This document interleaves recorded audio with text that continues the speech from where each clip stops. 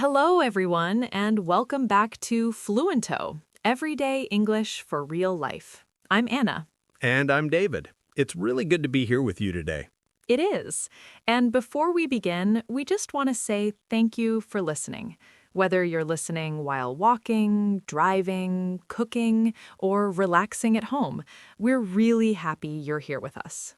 Yes, truly. This podcast is about real English, the kind of English people actually use in daily life. And today's episode is very simple, very human, and very relatable. Yes, today we're just talking, like two friends catching up.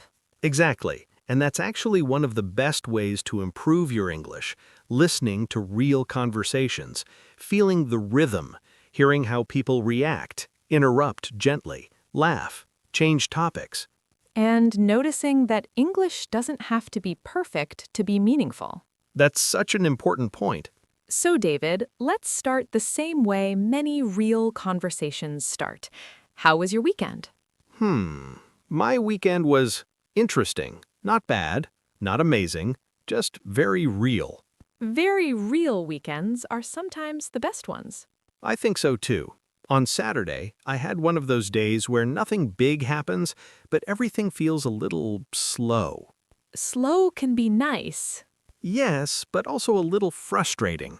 I woke up late, made coffee, and then I realized I couldn't find my wallet. Oh no, that feeling when you suddenly stop and think, wait, where is it?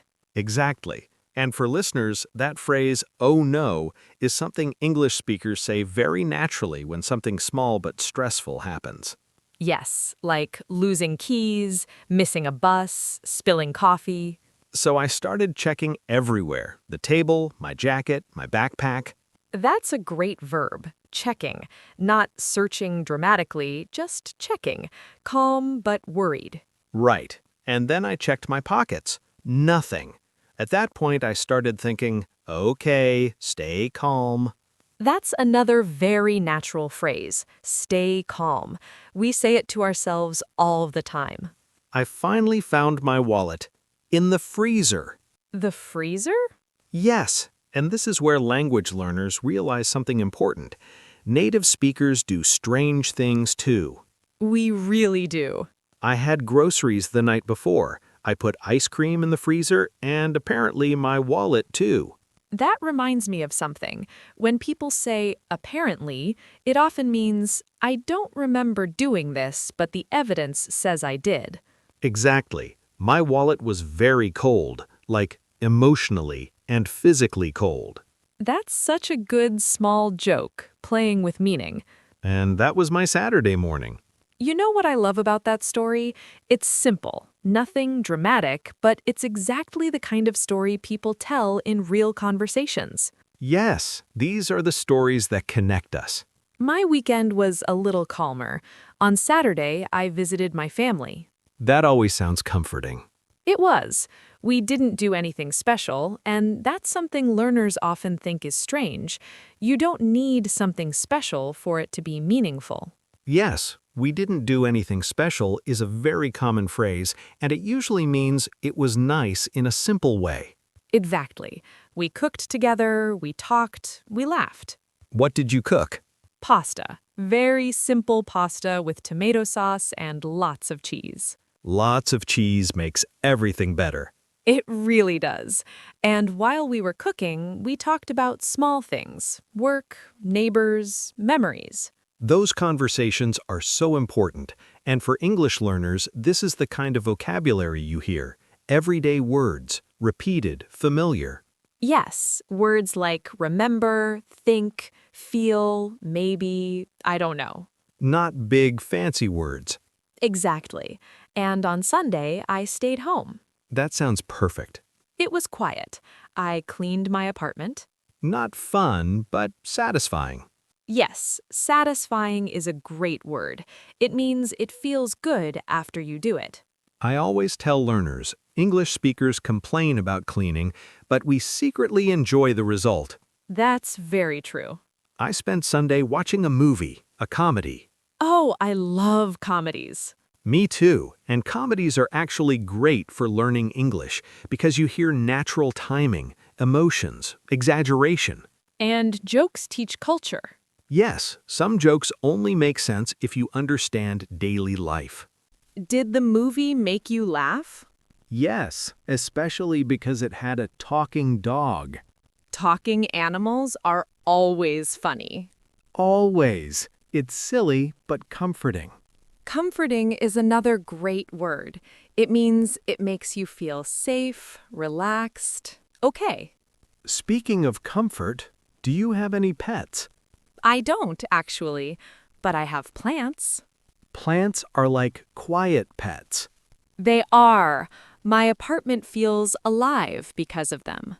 That's beautiful. And this is another cultural note. Many people talk to their pets and their plants. Yes, and it's very normal. I talk to my cat all the time. Does your cat listen? He listens, but he doesn't care. That sounds like a cat. He sleeps most of the day, and that brings us to another important idea for learners, describing routines. Yes, simple present tense. He sleeps, he eats, he wakes up. English learners often think they need complex grammar, but daily English lives in simple sentences. And confidence comes from using them naturally. Exactly. Now it's a new week. And new weeks always feel a little different. They do. There's a mix of energy and responsibility. I'm busy this week, but I'm excited about meeting an old friend. Old friends have so much history. Yes, and history doesn't mean something serious. It means shared experiences. And shared language. We're going to a new pizza place. Pizza is universal. It really is. And ordering food is such a useful English skill. Yes, simple phrases like, can I get, or I'll have, And that sounds good. or I'm not sure yet. Next weekend, I want to go to the park if the weather is good. Talking about plans is another big part of daily English. Yes, and notice how often we say, I think, maybe, if. English is full of soft language. Soft language makes conversations polite and natural. Before we finish, I want to say something important to our listeners. Me too. You don't need perfect English to tell your story. Your weekend, your small problems, your simple joys, they are worth sharing. Practice by talking about your life. Talk about your food, your pets, your plans, your mistakes. That's how real fluency grows. And we'd love to hear from you. Tell us, what did you do last weekend? Or what will you do next weekend? Write to us in English. Simple English is perfect. Thank you so much for listening to Fluento, Everyday English for Real Life. Keep practicing, keep speaking, and be kind to yourself. We'll see you next time. Bye for now. Bye.